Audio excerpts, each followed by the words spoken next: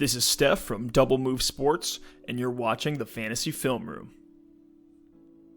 After getting released by Kansas City and serving an 8-game suspension for violating the league's personal conduct policy, Kareem Hunt is back, this time in a Cleveland Browns uniform. As the resident Browns fan here at Double Move, I was cautiously optimistic about the role Hunt would play for them upon his return. I didn't know what to expect, but I knew the Browns would try to use him to take some of the workload off of Nick Chubb and see what they had in a guy who was an extremely good, dare I say an elite, running back for his first 27 games in the league. And oh yeah, the Browns signed him for a 1-year, $1 million deal. In Week 10, Hunt suited up for the first time since November 19th, 2018. In this game against the Bills, who have given up the 13th most fantasy points to running backs this season, he scored 14.4 fantasy points in PPR leagues. Here is a comparison next to Hunt's averages in Kansas City. I wanted to see what kind of touches Cleveland would give Kareem Hunt, and how he would look in his first game back. Could he bring the underperforming Browns offense back to life? Would he be a startable fantasy running back? Let's break it down. On the Browns' first drive of the game, they're moving the ball downfield pretty well. After the third 1st and 10 in 4 plays, Baker changes the formation at the line. The Browns are lined up in shotgun trips left with Kareem Hunt on an island by himself on the right side. Kareem Hunt is dangerous in space, so Baker draws the defenders to the opposite side. They run play action with Nick Chubb to pull the linebacker. Then Baker throws to Hunt, who takes a step and comes back to the ball. Since Hunt was by himself, he didn't have anyone to pick up the block, but he still gains 7 yards on this play and gets a loud ovation from the dog pound. On their next drive, Kareem Hunt is subbed in for Nick Chubb, and the Browns run a screen on the left side of the field. Hunt makes a nice catch, and almost gets taken down right away by an unblocked Bills lineman. He does a nice job avoiding the tackle with the spin move, but isn't able to get moving upfield in time to escape the other Bills defenders that are able to close in on him. The fight to stay on his feet is a motif for Kareem Hunt that you will see throughout this game. The Bills get the ball back as the first quarter is coming to a close. Baker lines up in the shotgun by himself on 3rd and 5. The Browns send Nick Chubb in motion to the outside, and Kareem Hunt lines up in the slot as a wide receiver. He fakes a shoot and then cuts back inside. The Bills linebackers stay in zone coverage right in front of the first down marker and are able to bring Hunt down after a 3-yard gain just short of moving the chains.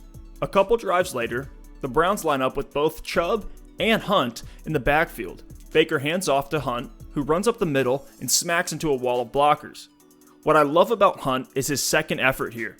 He backs off his blocker and is able to get up the field for 9 yards on this carry. Right at the end of the first half, Hunt gets back-to-back carries. It looks like the Browns either want to evaluate Hunt on the ground or simply want to give Nick Chubb a breather. With 16 seconds left, the Browns hand it off to Hunt after lining up 4 wide. The Browns want the Bills to think they're going to take a deep shot here at the end of the half so they can get Hunt in space again. They hand it off to him and there looks to be a small hole up the middle, but Hunt breaks to the outside and is able to stay on his feet for a few more yards after contact. I love the fight that Hunt shows here as it takes 4 Bills defenders to bring him down. 9-yard gain. A play goes by and with 2 seconds left they hand off to Hunt again. The O-line clears some space for him and he throws himself into traffic for an 8-yard gain. About halfway through the third quarter, the Browns line up in shotgun with Nick Chubb and Kareem Hunt in the backfield again. The Browns call a swing screen for Hunt to get the ball in his hands in space. He gets 19 yards on this play, and look at the physicality here. After trucking a DB, he keeps his wheels turning until 2 defenders bring him down. This guy does not get taken down easily. A few plays later on this drive, the Browns line up in the same shotgun split back formation and hand off to Hunt. However, the Bills are ready for it, and Hunt falls forward for 4 yards. On the next play, the Browns line up in the same formation.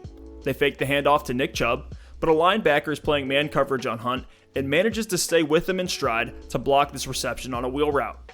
It's nice to see the Browns sending different play designs at the Bills from the same formation, and fantasy owners love to see that Hunt is getting targeted through the air. If plays like this start to pan out for Hunt, he'll add a lot of value to the Browns offense. I'm not sure if credit for the incompletion here goes to the defender or Mayfield's pass, but we've seen Hunt break off these type of plays when he was in Kansas City. On the Browns' game-winning drive much later in this game, again we see shotgun formation with 2 running backs. This time the Browns send Nick Chubb in motion to look like a swing screen. Baker looks his way and pump fakes, which pulls a few defenders, then checks it down to Hunt. The defense was ready though. He makes a nice move on the first defender before getting taken down. After a first down on the next play, Kareem runs a shoot, and Baker checks it down for a 3-yard gain. The Browns try to go to Hunt again on this drive, and I really wish this play would have worked out so we could see what Hunt could have done here. Unfortunately, an incompletion like this is something you get from a guy who hasn't played regular season football in almost a year. It's probably not the best idea from Freddie Kitchens to call a timing play like this with 4.5 minutes left with the game on the line. However, this did not stop the Browns from going back to Hunt on the next play. On his last touch of his return, Hunt lines up with Baker in the shotgun on 3rd and 7. This is a high pressure situation, down 4 points with 3.5 minutes left. Going to Hunt here shows that the Browns have some big trust in him. Baker sends Hunt to the slot and then directs traffic to stack Odell and Hunt on the strong side of the formation. Odell breaks inside and takes off deep, while Hunt breaks outside and runs an out. I think Baker made the adjustment here to create this exact matchup with the defender playing off coverage, knowing that Hunt has the hands and tackle breaking ability to secure the first down. And that's exactly what happens on this play. Hunt's day ended with 4 carries and 7 receptions. Now keep in mind in this game, just like the rest of the season, Nick Chubb still got around 20 touches on the ground and had 2 receptions. It looks to me like Hunt will be used in the passing game primarily with checkdowns and screens, and maybe using creative waves out of different formations we haven't seen from the Browns lately. It's hard to tell if this game was a case of Cleveland trying to see what they really had in Hunt, but I think this game in Week 10 will be his standard workload and usage for the rest of 2019. While there's still some rust to shake off, the good news for Hunt owners, based on his first game back, is that Cleveland really wanted to utilize him, and even in a close, relatively low-scoring game, Hunt wasn't game scripted out. I would not be surprised to see him get even more work in the passing game, a negative game scripts where Cleveland needs to move the ball. While the Browns have a much easier schedule down the stretch, I think Hunt is a flexible running back with upside. Where Hunt could really take off is if Chubb goes down with injury, so make sure you get your hands on Kareem Hunt if you're the Nick Chubb owner in your league. Let us know in the comments who you guys would like to see me break down next, and if you enjoyed this video, please like and subscribe, and for more hot takes, narratives, predictions, and fantasy analysis, check out our podcast and follow us on social media. I'll see you next time.